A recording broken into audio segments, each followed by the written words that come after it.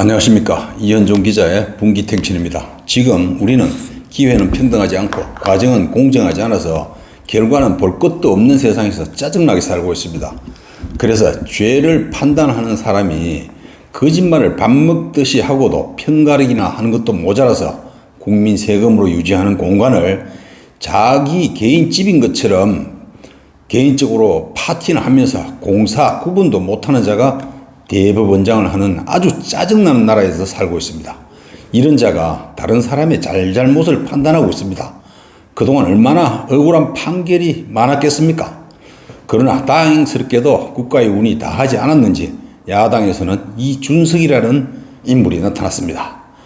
이준석이가 새바람을 불러일으키면서 시리에 빠진 국민들이 정권 교체에 대한 확신을 가지면서 용기를 내고 있습니다. 그러나 나라를 걱정한다는 우파에서도 참 우려되는 일이 제법 일어나고 있습니다. 극우 유튜버를 비롯한 보수 우파 일부에서 이준석 대표를 두고 얼마 못 갈 거라느니 곧 비대위 체제로 갈 거라느니 하는 헛소리를 하는 자들이 제법 있습니다. 어리다고 무시하는 건지 지지하는 사람이 안 돼서 그런 건지는 모르지만 한심한 자들입니다. 지금은 개인적 문제보다 대의를 앞세워야 할 때입니다. 이런 비판은 걱정이 아니라 괜히 이준석을 폄훼하기 위한 헛소리에 지나지 않는다고 봐야 합니다. 이준석은 말이 빨라서 조금 경망스러운 구석이 있는 것처럼 비치기는 하지만은 지금까지 결정적인 실수는 하지 않았습니다. 싸가지 없다는 말은 제법합니다. 그러나 이제 대표가 되면서 달라지고 있습니다. 지금까지도 무리 없이 잘하고 있습니다. 제1야당 대표는 한마디 한마디가 모든 뉴스가 되고 입방아에 오릅니다. 그래서 실수는 용납되지 않기 때문에 기대를 저버리지 않을 겁니다. 아니 국민의힘 당원이나 국민들이 이준석이가 믿음직하고 좋아서 대표로 뽑은 것은 결코 아닙니다. 애국심의 발로입니다. 이준석이로 하여금 새바람을 불러일으키게 해서 윤석열이를 상품으로 하는 선거에서 확실한 정권 교체를 하자는 열망 때문입니다. 정권을 되찾아오는 것이 얼마나 어려운지 실감하고 있지 않습니까? 좌파 정권이 이 나라를 어떻게 요절내고 있는지 지겹도록 지금 봐오고 있지 않습니까? 나라 구석구석을 모두 좌파들 세상으로 만들었고 걸핏하면 국민 세금으로 모든 단체나 조직에 돈 폭탄을 쏟아붓습니다.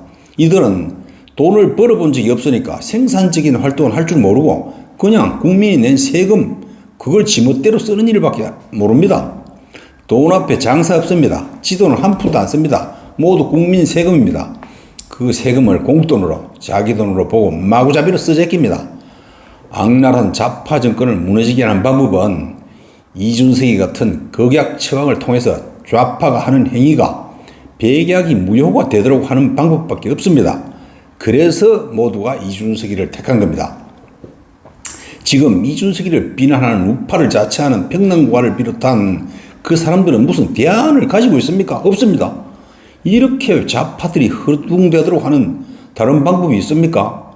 이렇게 문재인이가 헛소리를 하도록 하는 방법이 있으면 그걸 제시하고 비판해야 하는데 아무런 대안이 없습니다. 송영길이 하는 말 들었죠? 문재인이한테 청년 담당 특임 장관을 신설해 달랍니다. 옛날 무임소 장관 같은 거겠죠? 이준석이 때문에 정신이 나가니까 한다는 말이 이런 헛소리요. 하나마나한 짓을 하는 겁니다. 청년들이 왜 분노하는지 원인도 모르는 겁니다. 쓸데없는 장관 하나 있다고 청년들이 돌아옵니까? 바보들처럼. 청년과 국민이 분노하는 것은 한때의 기분 때문이 아니라 희망을 잃었기 때문입니다.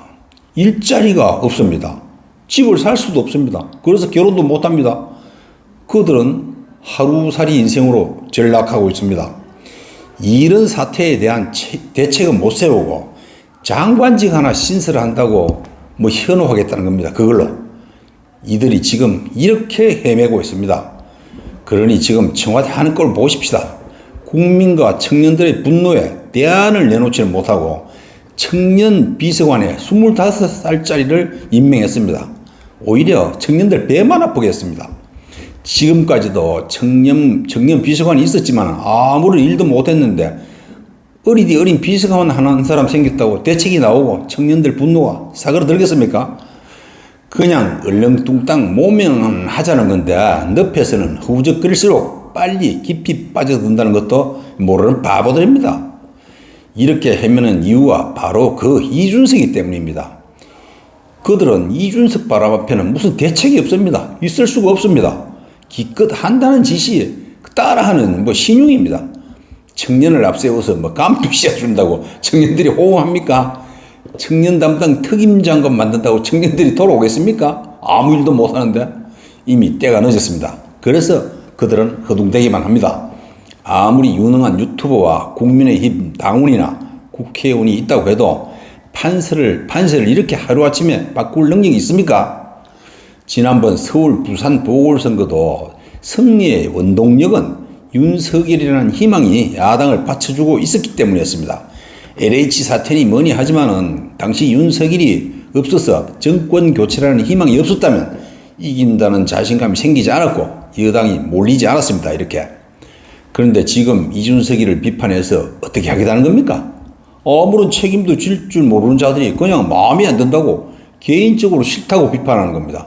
그럼 이준석이가 잘못되면 개인 잘못으로 끝납니까? 바로 우파의 몰락이요. 나라가 나락으로 떨어지는 겁니다. 그래서 이준석이가 잘못되지 않도록 모두가 받쳐주어야 하는 겁니다. 그래서 정권 교체라는 확신이 흔들리지 않도록 해야 합니다. 윤석열 엑스파일이니 뭐니 헛소리들을 하고 있는데 엑스파일은 뭡니까? 그 이름 자체가 공작에 의한 조작이라는 겁니다. 그런 개소리는 신경 쓸 거 없습니다. 국민이 그 정도는 걸러줄 능력이 있습니다. 이제 그런 얄팍한 술수로 국민을 더 이상 속일 수는 없습니다. 하다 안 되니까 이런 짓 하는 겁니다. 윤석열이도 그런 하찮은 파일 하나에 흔들 것 같으면 진작에 때려치워야 됩니다. 그러니 아무런 효과도 없고 그런 걸로는 문제가 되지 않습니다. 다시는 국민 최후의 보루라는 법원에 김명수 같은 철면피가 행사하지 못하도록 하기 위해서는 국민이 더 냉철하게 중심을 잡아야 합니다. 감사합니다.